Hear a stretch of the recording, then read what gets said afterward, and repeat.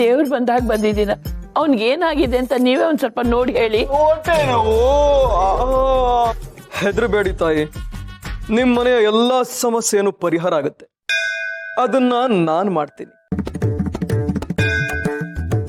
ಆಟ ಮಾಡಿ ಪುಣ್ಯ ಕಟ್ಕಳಿ ಬುದ್ಧಿ. ಸಾನೆ ಓದಾಡ್ತಾವನೆ ನಮ್ಮ ಅಳಿಯ. ಅಯ್ಯೋಯ್ಯೋ ಸ್ವಾಮಿ, ಅದೇನ್ ಮಾಡ್ತಿರೋ ಬೇಗ ಮಾಡಿ ಸ್ವಾಮಿ, ತಡ್ಕೊಳಕ್ ಆಗ್ತಾ ಇಲ್ಲ.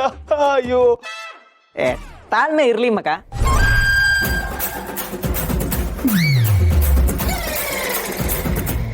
ಅಂದ್ರೆ ತಾಳ್ಮೆ ಇರ್ಲಿ ಮಗು, ನಿನ್ನ ಎಲ್ಲ ಸಮಸ್ಯೆಗಳನ್ನ ನಾನ್ ಪರಿಹಾರ ಮಾಡ್ಕೊಡ್ತೀನಿ.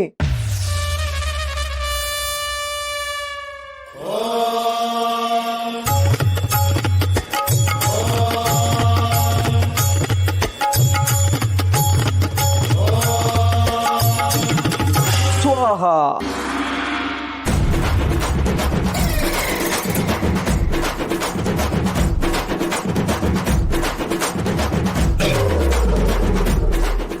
ಈ ನಿಂಬೆಹಣ್ಣನ್ನ ಎಸಿತೀನಿ. ಈ ನಿಂಬೆಹಣ್ಣು ಯಾರ ಹತ್ರ ಹೋಗುತ್ತೋ ಅವ್ರ ಹತ್ರ ಸಮಸ್ಯೆಗೆ ಪರಿಹಾರ ಇದೆ ಅಂತ ಅರ್ಥ. ವಾಟ್ ಇಸ್ ದಿಸ್ ಅಮ್ಮ? ಈಗಿನ ಕಾಲದಲ್ಲೂ ಇದನ್ನೆಲ್ಲ ನಂಬೇಕಾ? ನೋಡು ಮಧುರಿ, ನಂಬಿಕೆ ಅನ್ನೋದು ಬಹಳ ಮುಖ್ಯ. ಕೆಲವರು ಆ ನಂಬಿಕೆಯನ್ನು ನಂಬ್ತಾರೆ, ಕೆಲವರು ನಂಬೋದಿಲ್ಲ. ಕೆಲವರು ದೇವರನ್ನ ನಂಬ್ತಾರೆ, ಕೆಲವರು ಮನಸ್ಸೇ ದೇವರು ಅಂತ ಅನ್ಕೋತಾರೆ. ಎಲ್ಲ ಅವ್ರಿಗೆ ಬಿಟ್ಟಿದ್ದು. ಸತ್ಯವಾದ ಮಾತು ಗುರುಗಳೇ. ನೀವು ನಿಂಬೆಹಣ್ಣು ಹಾಕಿ.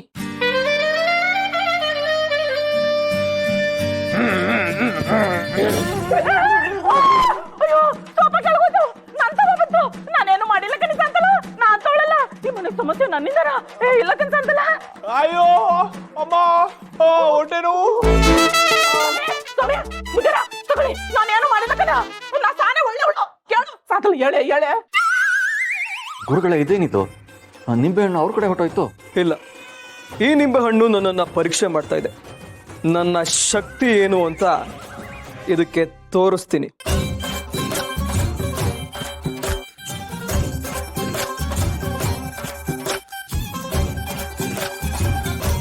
ಅಪ್ಪ, ಇದೆಲ್ಲ ಎಷ್ಟೊತ್ತಾಗುತ್ತೋ ಗೊತ್ತಿಲ್ಲ.